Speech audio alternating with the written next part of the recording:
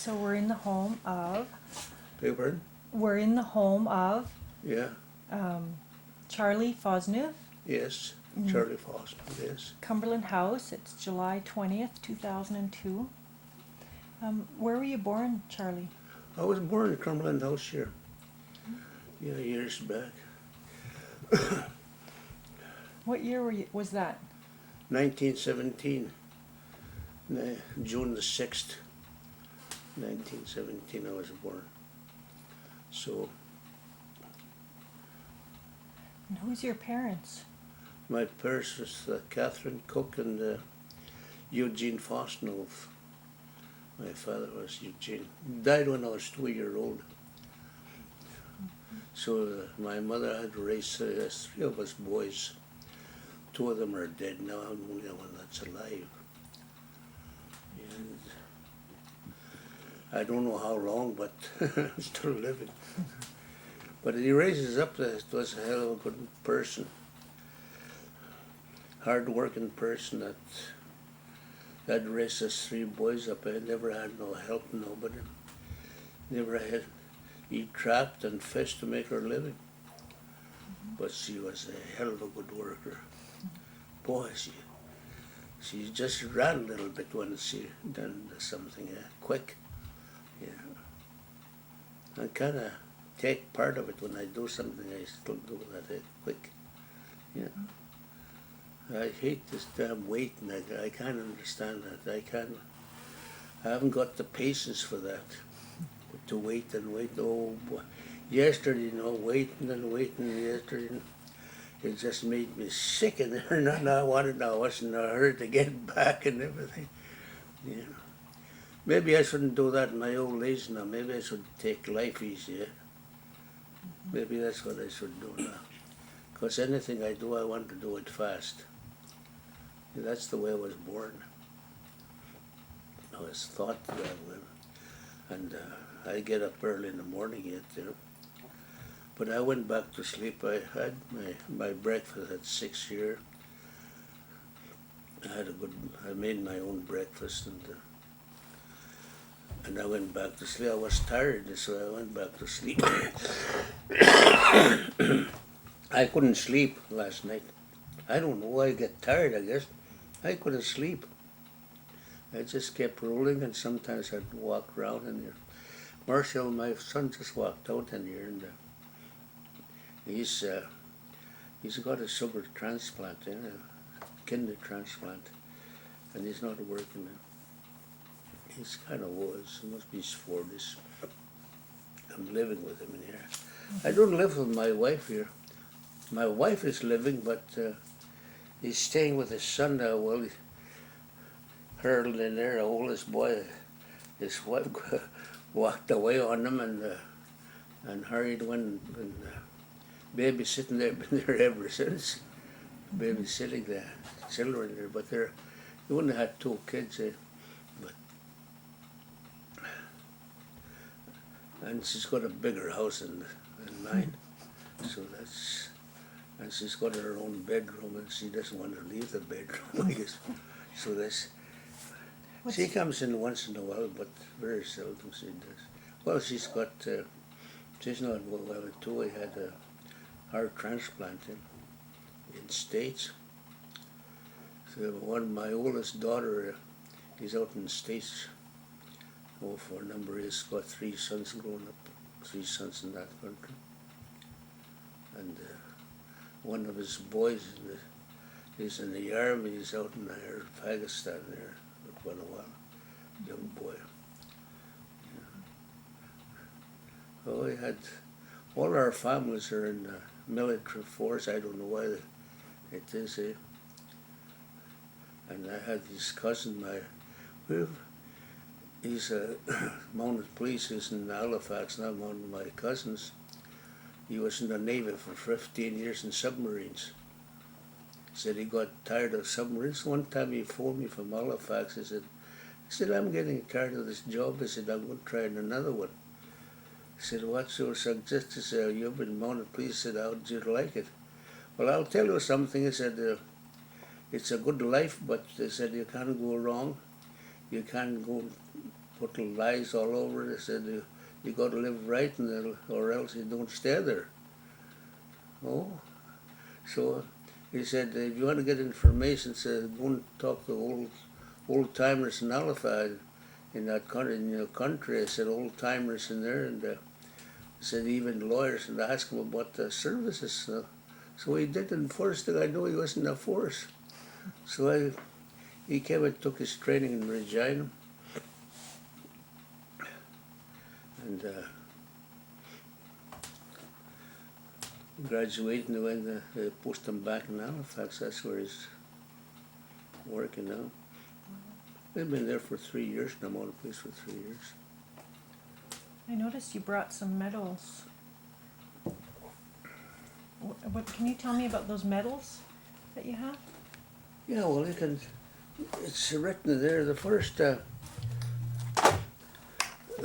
wave, the first medal in here is that's assault troops, invasion June. I was on assault on June the 6th. What year? 1944 when we landed in there in France.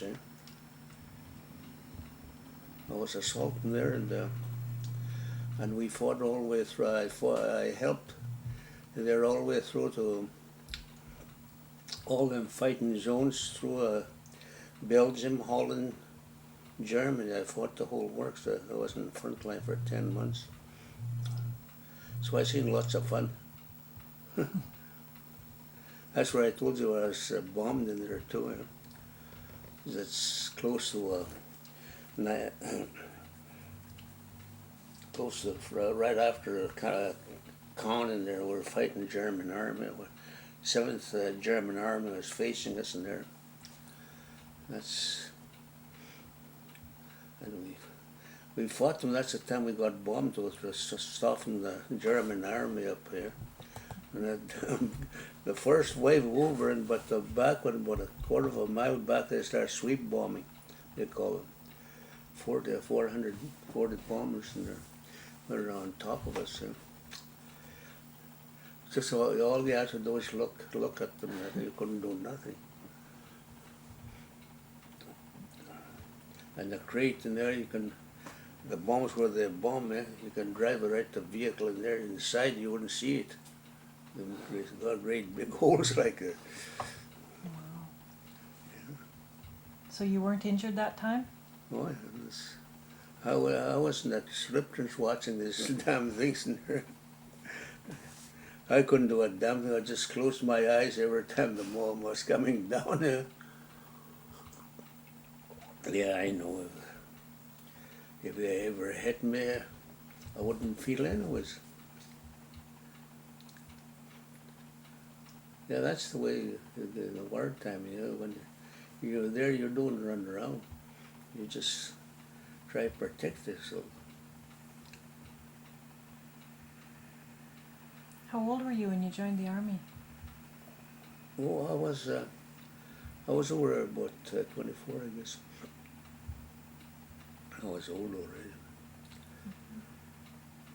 But everybody was going out and I kind of felt lonesome too, because all my young guys were all going out in the wartime. So I thought to myself, there was no jobs that time, and you're just trapping and so on. So I joined the army. So I took my basic training in Camrose, Alberta. I didn't stay long in Canada in the army, and I joined with people from Alberta. I joined the training there from Alberta. Lethbridge, Alberta, that's where my unit came from. I joined with them till the end. Did a lot of people from Cumberland House join the army? Oh yeah, it was about 40, I guess. 4 killed, a couple in Italy and a couple in France.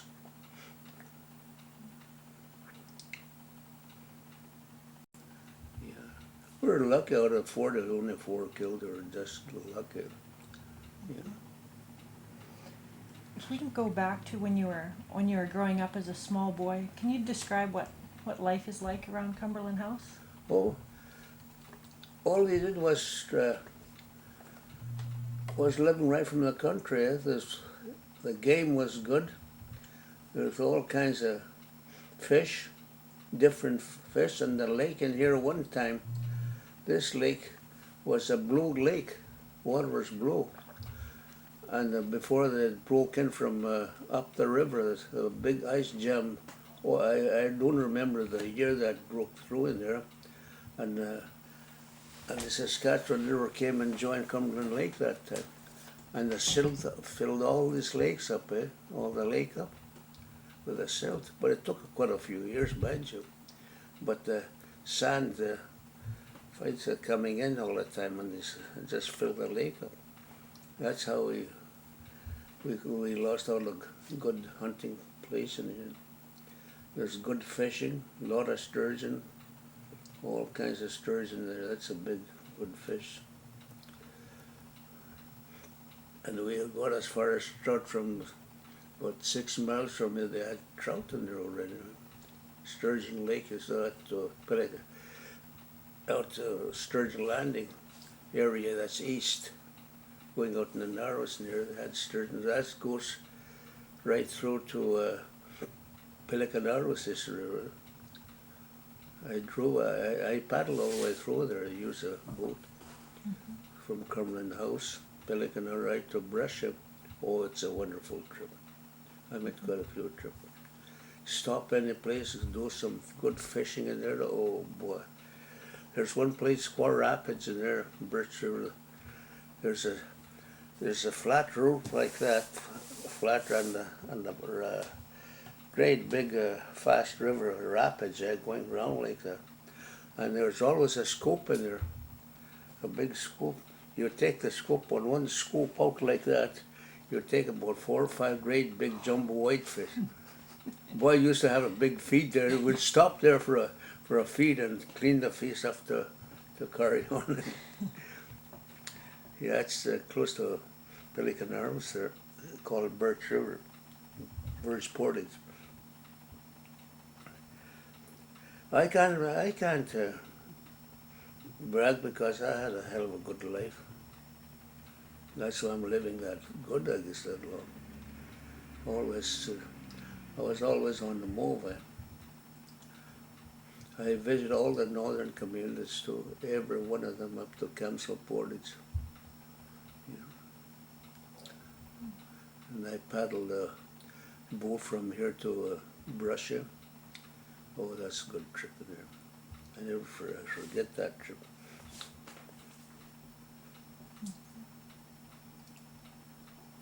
When you went fishing, did you always just fish for food, like just to eat, or did you ever commercial fish? Oh yeah, oh yes. They still do a little bit in here, but there's only one lake about 6 miles north. It's called Suggy Lake. That's the #1 fish. It's all great big whitefish, 8-10 pound whitefish there. But it's limited only. Sometimes they're only allowed to fish only a week, and that's it. Because try to save the fish, so it wouldn't kill the lake, which is good. They should have done that a long time ago. All these. This was a moose country, I don't know how many moose I killed to feed my family, but every time I wanted a moose, I'd go out and get one. And now where you get your moose? When I used to use a bombardier, I used to go in these swamps, like, there's moose standing like cattle, and just pick up your choice, what kind of moose you wanted. Yeah. When I was a family, I always killed one moose, and I had a few head of cattle. I was living on the other side of Cumberland there when I was with the mounted police there. I started working mounted police in 1950, and I quit. I retired 1976 from mounted police. But I raised my family on that. I always had a great big garden. My wife used to can all the vegetables for a winter supply, and one moose and one cow. all they did was buy some sugar and tea, coffee like that, you know, and clothing, of course. But that's the way we lived. We lived right from the country. It was cheap to live in. Nowadays, you got to go to the store. Even people nowadays, they wouldn't grow potatoes, eh? Why potatoes? They can buy it in the store. Yeah, that's what they do now, yeah. I used to have a great big garden there. Yeah. I used to pick about 40 bags of potatoes every fall and put them in the cellar there.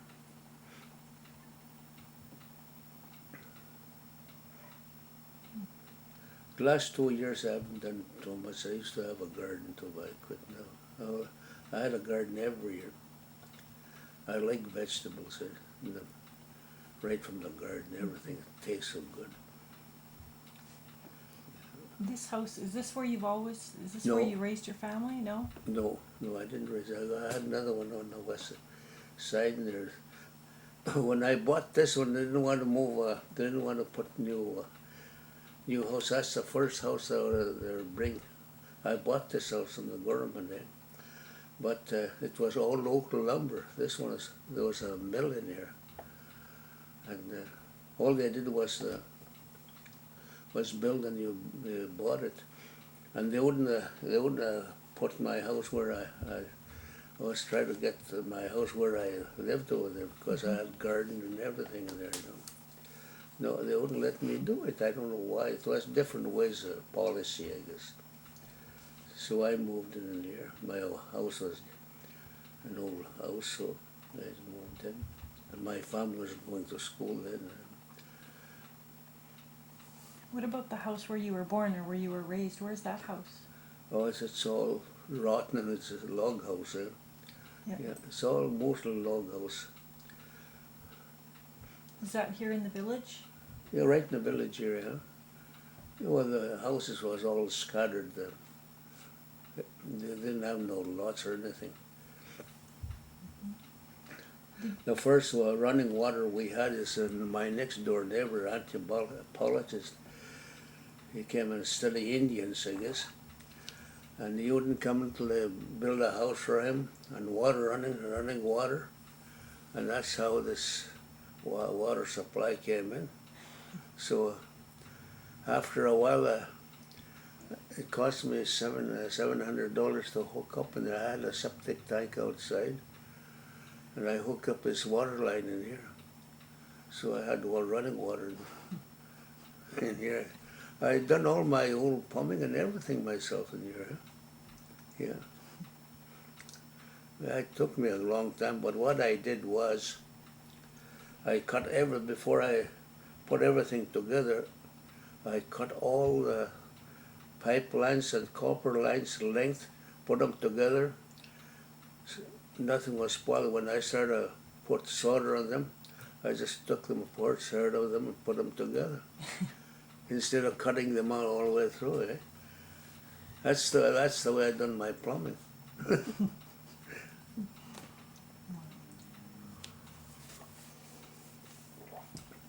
And the guy told me when the plumbers started coming, put new water lines in the village in here, and he looked at he came down. He said, by God, he said, you had plumbing for a long time? Yes, I had it for a long time.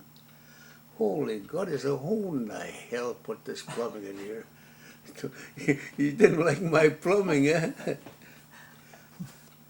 I said to him, yes, I said, it's a ugly looking plumbing, but I'll tell you one thing, sir, I never had no trouble the last 3 years. Everything was working so good. I never have no trouble yet. And he said, but if you want to change it, go ahead. Oh, no, I'm not going to touch it. So it's still like that.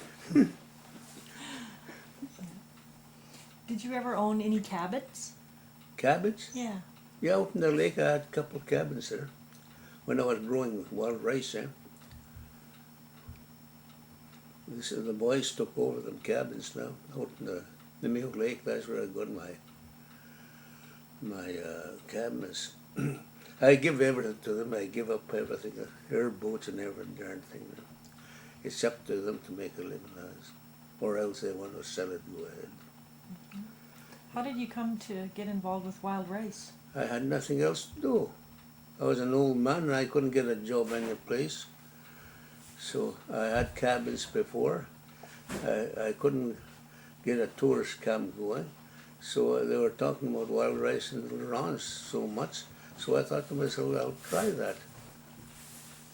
That's one of my son. Yeah. That's the one that's got kidney trouble. So he's just got one kidney. You said you tried to run a tourist camp? Yeah, but I couldn't get moose permits. That's the reason why I bought these two. I bought these two buildings out in Mayo Lake for tourists, something to do with. And I had people, Europe and everything, all the time, doctors and so on, that come and to my camp because I was known as mountain police around. They recognized my history, I guess. Everybody was going to come and moose hunt in my camp, but I couldn't give them that service. I didn't have moose permits. When you talked about going moose hunting to feed your family, did you ever have to go and buy a license before you shot a moose for your family? Not the first time, no. It was free. Mm-hmm. Yeah. When did that start that you had to get a license? Since the new government come in, NDP. That's the one that started these licenses. Yeah. Yeah, they jumped to every conclusion. All these other jobs. Same thing as wild rice.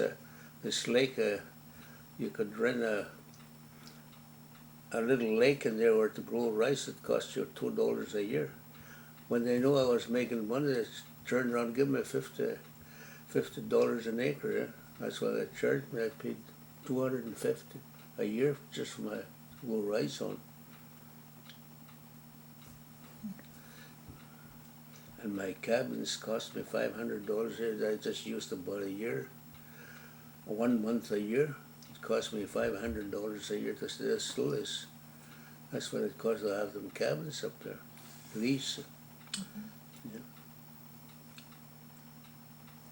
I don't pay them anymore. I told them, well, I'm finished. I'm not helping nobody. I said, if you want it, go ahead. Mm-hmm. You said that your mom did some trapping. Yeah. What territory did she trap in? Where did she go trapping?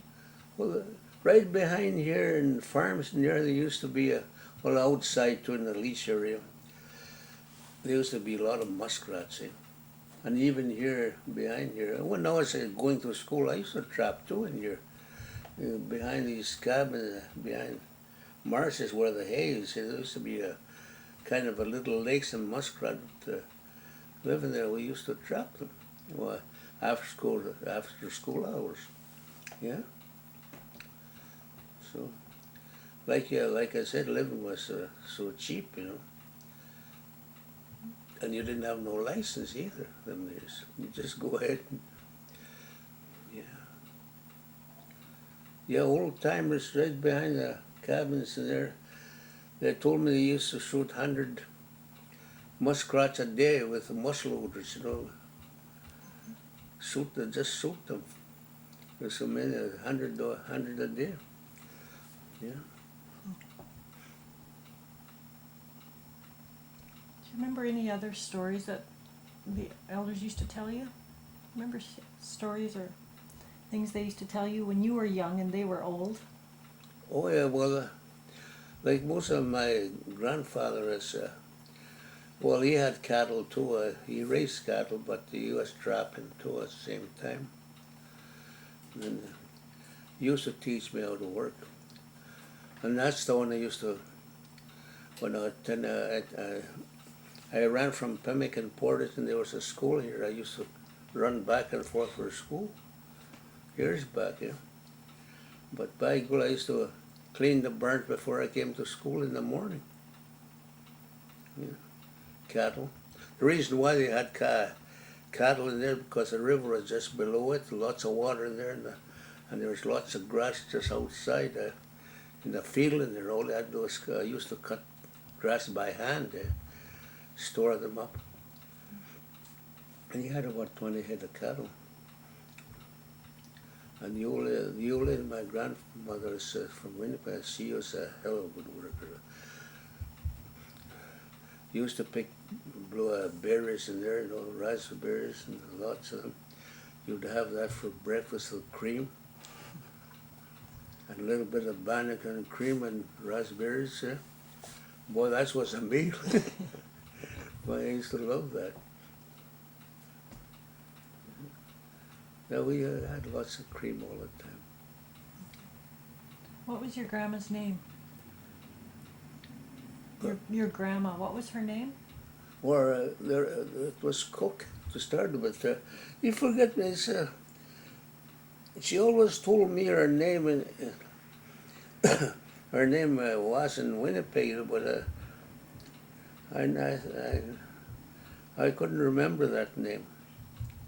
It was a kind of half French name or something. Maybe the goddamn priests made the name for them. A lot have done that over north.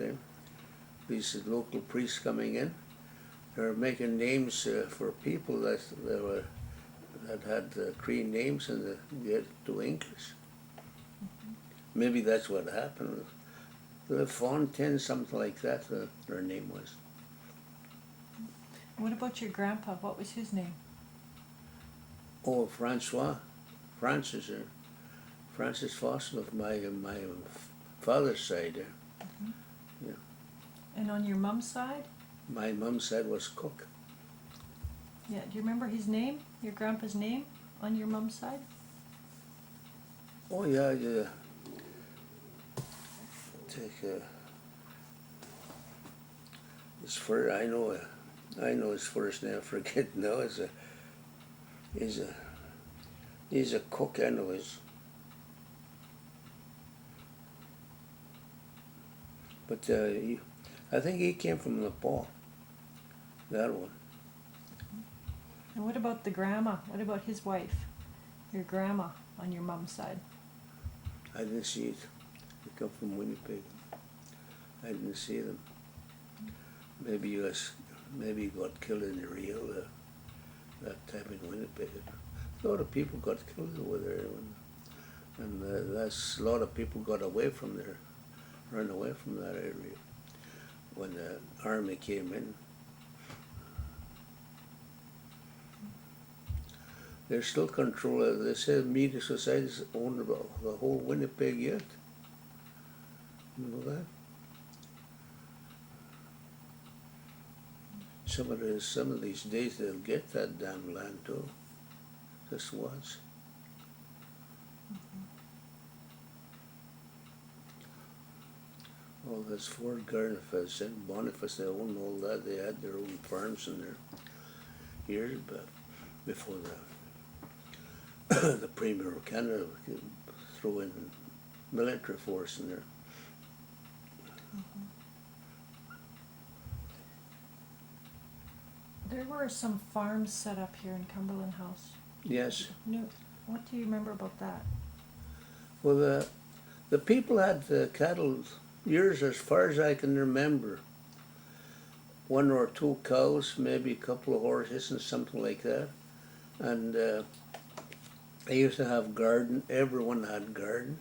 Mm-hmm. And had his own cattle. And when the old young people went out trapping area in the swamps, well, old timers in here used to look after the cattle for them, feed them and water them.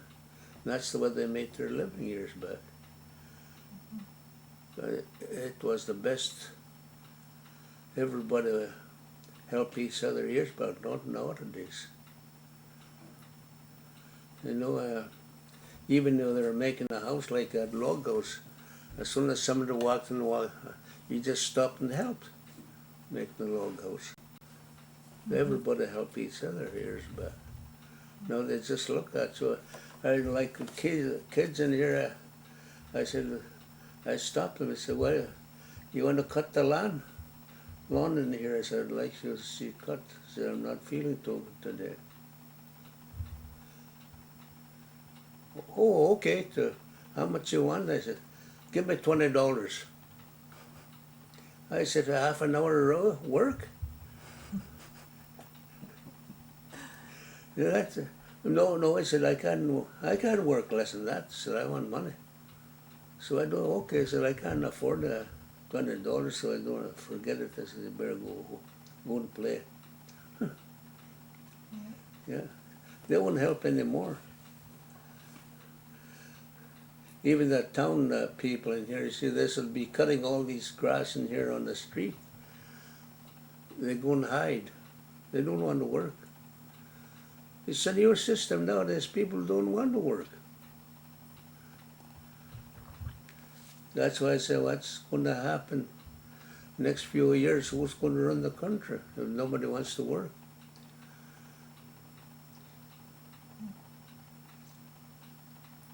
No, they want to get paid right away too. As soon as you hire them, they want to get money.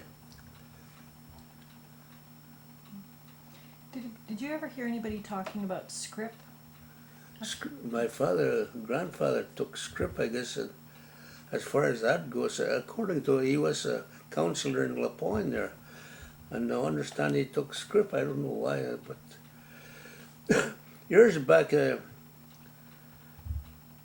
there's a lot of people. I seen I got things in there. They just sign their X. There's no explanation what they're signing for. And they didn't even sign it because they couldn't sign their own names. And they were head people, but they still started X on it, and nothing. The white people done all the damn writing for them, so they could put anything what they liked.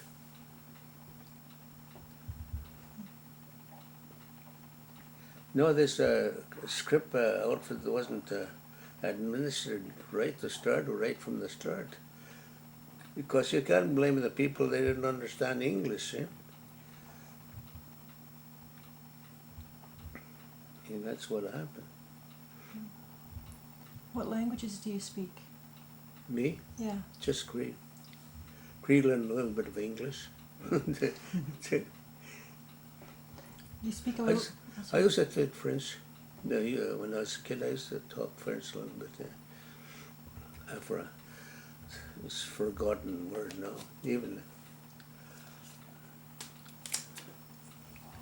Did you ever hear of the Michif? You speak Michif? Chip, no. Michif.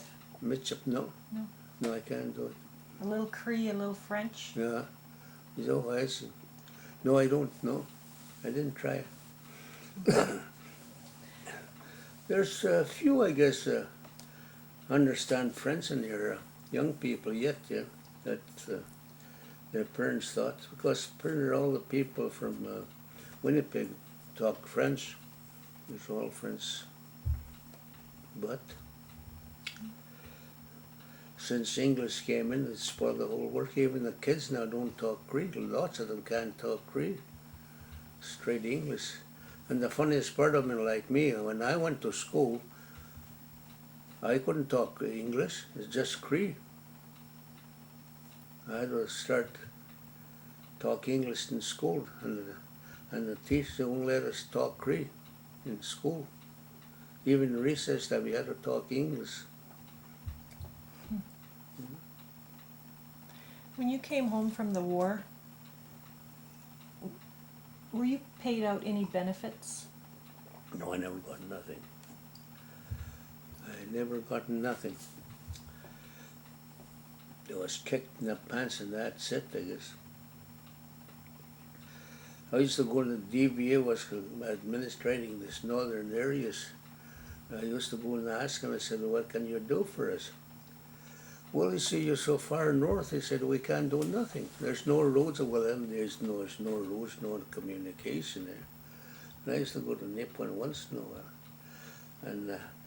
And how come, he said, all this Card River area, all these veterans, because they got land and everything, their farms, and said, why can't we get them in Cumberland? Oh, well, you can't, he said, because there's no road. Well, he said, you can make road. You know, they didn't want to help me, the people. So I never got nothing. And today, he used to start out first, they helped me a little bit to start with. I was sick and I had an operation there. They helped me out for a while, and all of us got it off too. I had twice operation, stomach operation. But after that, they quit. Since I was getting pension from the police, they wouldn't help me enough. When was that you had your surgery where they helped you? Oh, about 15 years ago, this. 15? Yeah. Yeah, I can show you. Yeah. Wow. Yeah. I went and hurt myself too. After having my operation, just the youngest boy in there is working out now. Dennis and I went harvesting rice there. And we were hauling this rice back and forth in the lake to get to the market. And I pulled up 100 bags in there, and I bust my inside in here. Mm-hmm. Yeah, so I came home and I went to, they sent me to the hospital in there right away, and the doctors kept me for 3 days. They didn't even give me a pill. I was just in pain. You see, I was bust inside in my. They just looked at me, and all that was a doctor, a young doctor. Charlie said, "We don't know what the heck is wrong with you." So you got to go to Saskatchewan. In first place, I said, "Why in the hell did you say so? You didn't know what the hell I was wrong." He said, "You made me suffer for nothing." He said, "Why don't you shoot me and kill me?" So he said, "Send me to Saskatchewan." As soon as I landed in Saskatchewan, the first thing the doctor, Sonny said, "They're going to go back to operation." They operated me right away, or else I would have died. I wish I hell I would have died. I would have been out of misery then.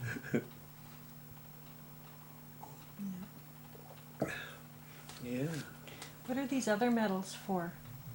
You were telling me about this one. What are these medals? Oh, this is a long service medal, Mm-hmm. and this is a war medal, volunteer medal, and these are Germany, France and Germany medals in here. I supposed to get Holland medal in there, but I never got it so far. Mm-hmm. The one that's lubricated in Holland, I suppose I have one more, but I don't think I'll bother asking. Mm-hmm. Wow. Thank you very much. Thank you for your interview today. You're welcome. You want some more coffee? Lots of coffee in there now. Yeah, I think so. Lots of it there. Put it a little higher so I'll pay you extra. Well, I said, I can't do it. I said, why can't you? I said, I'll pay it. No, I said, I got to go by the rules. So after that, after I moved in here, every damn year the water would be full of my basement, and my house would be jet black in here. Condensation there all winter. Oh, yeah. And I had to paint that house every year. So I got tired of it. I asked the government, they said, my house is leaking. He said, can you do can you do something about it? And they just like that told me, said, that's your business, make your own house. So I got mad, and I started, with my boys here, they're all here, so we started to dig by hand. I dig by hand in the basement here. I didn't have no machinery them days too, and no equipment. The road wasn't here yet there. So I had to do everything by hand here. So actually I saved this damn house. Mm-hmm. And I put the walls, I got tired of painting, I put this walls, Mm-hmm. and outside siding, I put insulation 1 inch insulation sheet, 4x8 sheets outside, and it's covered by, it's warm now. But I paid everything myself. Yeah. And I paid every month, every year on this house, the tax and everything. So I don't owe anybody any money. That's why I'm very independent. Government never helped me to try to help me out. They tell me I got too much money. Every time they talk about it, you got too. Yeah, okay, so I got a little bit of money, but I said it's not that big. However, I said I earned that myself. Yeah. They thought you should be poor. Yeah. What about, I was wondering, last night we were over at a talent night and everybody was jigging and fiddling. Oh, yeah. Do you know how to jig? Yeah, I used to, but not now. I quit dancing now. Mm-hmm. I can't dance. I used to love, that was our fun, dancing when I was a young person. Mm-hmm. Yeah, that was our entertainment at night. And my old grandfather was a good dancer too, but I used to get at 5 o'clock, 6 o'clock every morning. You'd rap on my door and okay, young fellow, it's time to work. And he told me, oh, well, I said, you're just a young man. I done the same thing. I said, I danced all night, but I had to work. But he said, you gotta have them both. He said, you gotta have fun and work at the same time. He said, that's the way you live. And that's the way I've been living, Yeah. Who played the fiddle? Oh, we had lots of. One of my brothers was Gordon. He could have played fiddle. He could play any instrument. There's talent for that. Any instrument he can play. He played in the organ in the church, major chords in the church. Played hymns and everything in the church. Fiddle, he can play anything in the fiddle. It's guitars, everything like that. You just get natural to him. Yeah. Who else used to play the fiddle up here? Oh, there's lots of people in there. Like our last guy that died, stood down Buddy Hitler, and Louis McKenzie was the last young person that played fiddle, and he could play like Don Messler, old tunes like Don Messler. Oh, he was good on the fiddle. He died, but he never. He had a bunch of boys, and they never taught his boys to play fiddle. But years back, when I was a kid, every darn house we walked in, there was always a fiddle hang up in the wall. Yeah, and there's about half a dozen young people coming in. The old fellow would just get up, take his fiddle down and start a fiddle, and we'll be dancing square dancing inside the house. Yeah, that's a kind of a fun we used to have when we were young. Yeah. Of course, there was no liquor, no dope them years. That's the only entertainment we had, and plus football and baseball and so on like that. When we paid lots of that. But that's the kind of entertainment we lived on. And everybody was happy, lots of fun. Yeah. How did you meet your wife? Well, after the war. Yeah. She was from here? Yeah, well, she's Carrier. What's her first name? Harriet. Harriet. Mm-hmm. Yeah, there's a bunch of girls. There's 6 of them girls, sisters. Why I married her, I don't know. I still got married, never married. That's another big mistake I had right after the war in your old chappie RCMP in here. Stayed here. This is the last person I've stayed 18 years. He's a Swiss. He's the last man of that dog team. Him and the Bloomfield in here traveled with a dog team from Cumberland House to Baker Lake, Ontario, Northwest Territory. with the dog team.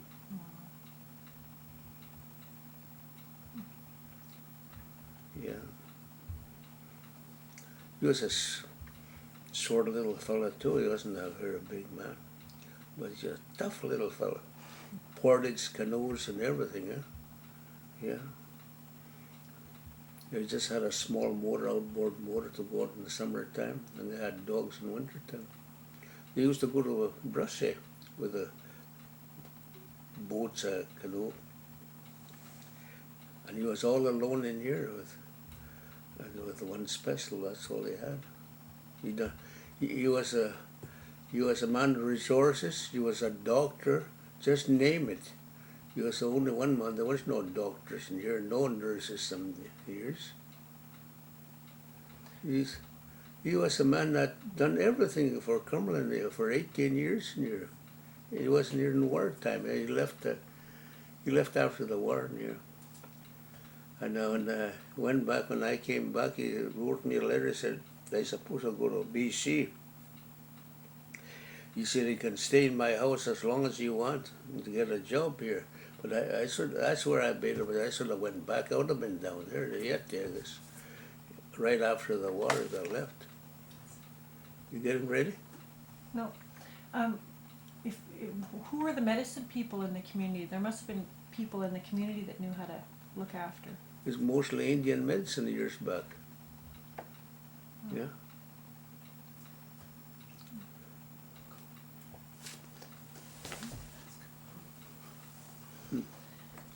Was there lots of people that knew that? Indian medicine? Oh yeah, the years back, yeah.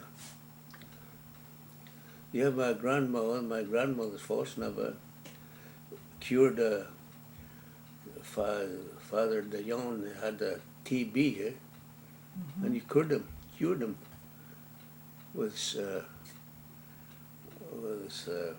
roach he took out from the ground. That's one thing they never told us how to do it, though. You know, that's a sad thing, is people didn't teach the young people to teach all what type of medicine they used. Yeah. No, never had, well, same with the old people that delivered babies in here. We never had no nurses to come here. All the old people that delivered babies in here. Who delivered you? Eh? Who delivered you? I don't know. Yeah. Yeah. Good. Thank you. Mm-hmm. Like people getting blind and everything. Yeah. They used to cure them. Yeah. TB. They cure TB too. Was there always the reserve here, or was it mainly the Métis community? It's mostly half and half all the time it is. Yeah. Even from when you were a kid? Yeah. But the two, you get along well together? Them years, now they don't get along together. Because they got more money, they want everything now, yeah? Yeah. Want reserve. So They don't get along. they get different kind of treatment? Yeah, oh yeah. Same with school.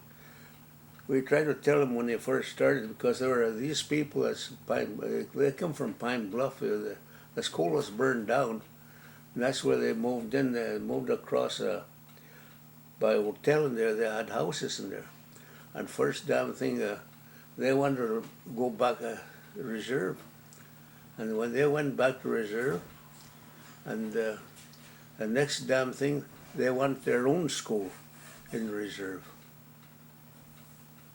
So they built the school in there, and all at once they wanted to run their own affairs. They didn't want to have nothing to do with it, so they built their own school in there. So I tried to tell, why not build one big school and put everybody together in there? Oh no, we can't do that. We're going to be alone.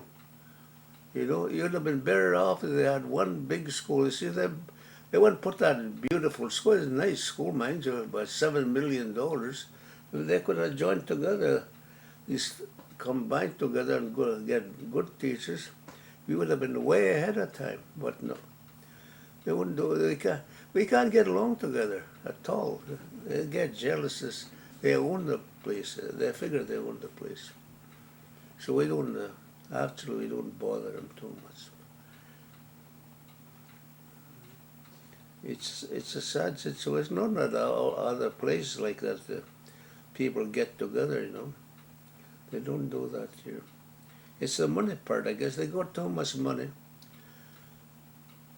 And that's their own. He said, the government owns this to me. He said, we tried to tell him, yes, he said, you're right, the government owns you that. But you must remember, that's our money that you're getting. He said, taxpayers' money. He said, it's not government's money, he says, the people's money. But they can't understand that. Yesterday we saw the what's left of the Northcott. Oh, yeah. Did you ever see that boat itself when it was operating? The Northcott? I never seen it operating, but it was, that's another thing, it was by the big stone where the playground is, that's where it anchored. That's one thing I'm very, very sorry to them nowadays. If they had painted and preserved that thing, it would have been still there. But the government didn't pay attention, and the people started to burn the damn thing down. We just got them boilers, in the resources, and here took the boilers in there by the hotel there. But we had the whole thing complete in there by the river, and everything was okay. All the main body of the ship was oak. They could have preserved that. I jack it up and paint it every year. How about before the road was built here? How was stuff brought to the community? Like, was it By freighted? barges from the Paw. Yeah,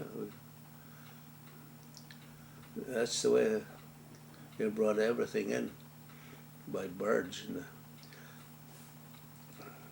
with all these, there's big steamboats coming in here, yeah, from, well, to start with, that's what we had from Grand Rapids, steamships coming through. And they went as far as Edmonton. No, they passed by here? Yeah. They went through the rivers, and, but since the water went, they went. Well, that Northcott, they fought in the Fish Creek in there. They use it for a battleship. How about the Hudson's Bay Company? I guess used to work here. Is that where you sold your furs, or did you sell the furs to other companies as well? No, Hudson Bay was the first company, and then the French company came behind it. But the first Hudson Bay store was in Terring River, that's west side. All this bay you see it's dry, that used to be a lake. Even myself, this Catholic church, you see, I used to land there with a speedboat, a police speedboat in the shoreline, when I was working with the police already in high water. And I used to, that's where the first, and they moved their buildings in here. And that's where all the York boats and everything landed in here. They had rail, and they had docks and everything in here years back. In front of Hudson Bay there, shoreline. The only thing that's left in there is Powder House. I guess you didn't see that, eh? Yeah, we saw that last night. Yeah, Powder House. Well, that's the only building that's left in there that used to be used years back. They used to keep powder in there. Shotgun powder, eh? Yeah.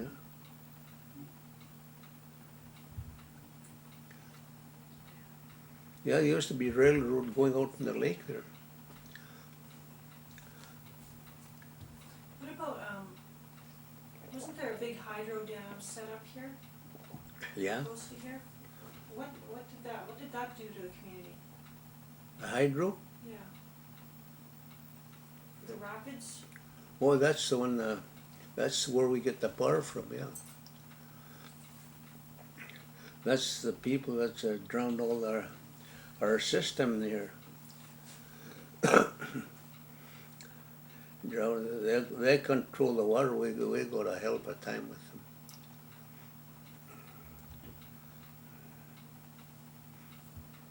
You were saying that big lake, there's not very much water in it anymore. Well, last summer you can walk across on pair of rivers. And it used to be a blue lake years ago, eh? But it was all dry. Like last fall we had a hell of a time.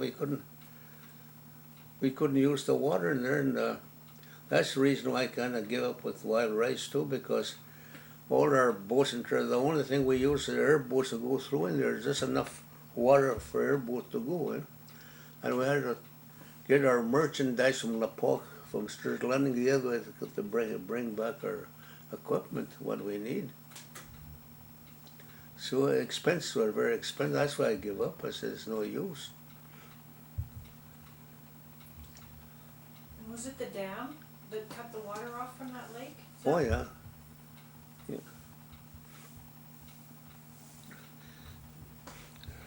The rivers are drying up. That's the funniest part. I used to have a twin 65 on the boat, the police boat, and travel all the way through here to West Pine Bluff and cut off on Sturgeon Landing any time in the middle of the night and day and night. And Lapaw, I used to travel day and night with a speedboat there, twin 65s.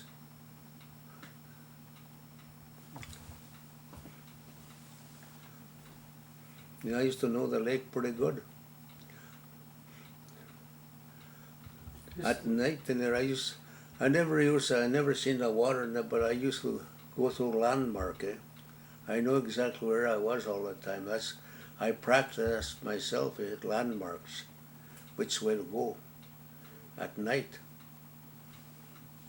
Because I was a pretty good person in the bush, so that's one thing I was good in the bush. You can throw me any place up north in the bush like that, as long as they give me a map. That's all I needed. I'd find my way out. I never got lost in the bush. Boy, I was good on I could tell where I was all the time. Yeah. I traveled quite a bit in the bush when I was working for the Rand exploration outfit. You worked for Noranda? Yes, for 4 years. That's the best job I ever had. I was supposed to go to start and work in Ontario, in Noranda, Ontario. But my wife kind of blocked me up on that. I was away too much.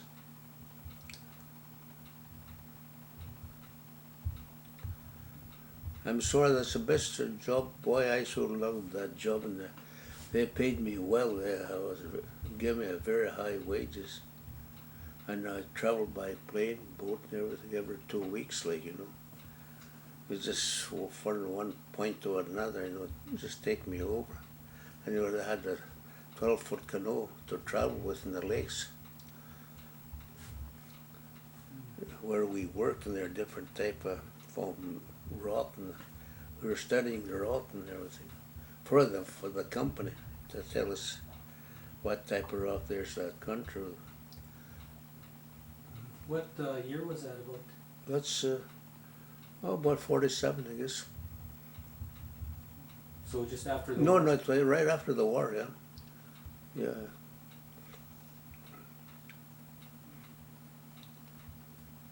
Yeah, I came back 46 from the war, and that summer I joined I had a job with them right away. I worked for 4 years, and after 50, I worked with them all police after 50. After my wife bawled me out to stay home. Who found the job for you with Noranda? I know the people from Winnipeg. Yeah? I know the engineer from Winnipeg, it's a geologist. and they wanted, and I had my friend from Beaver Lake.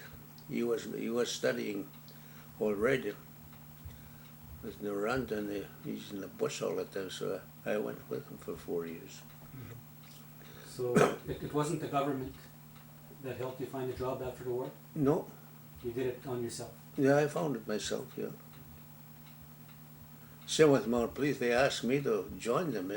I didn't ask them to join Mount Police. They came and asked me. The inspector himself came and asked me.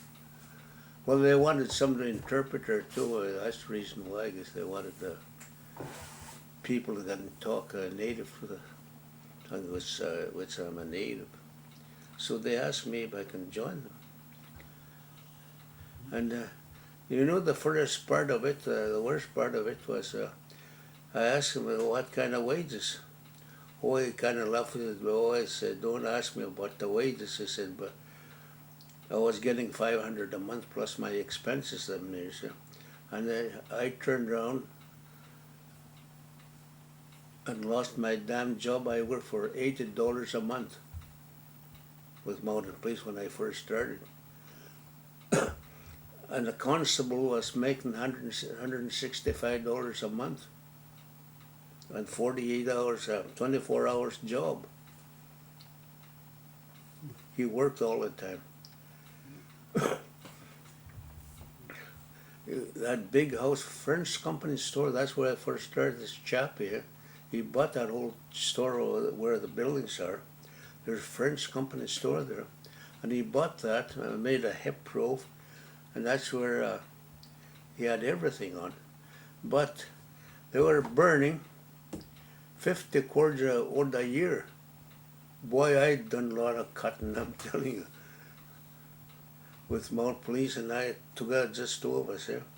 They used to get 4-foot stuff, but the one thing about it, chap, you had a hell of a nice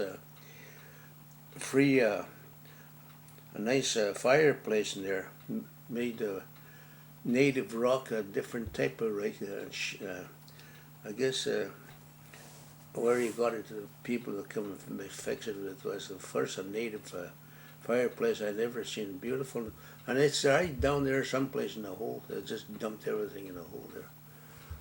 Yeah.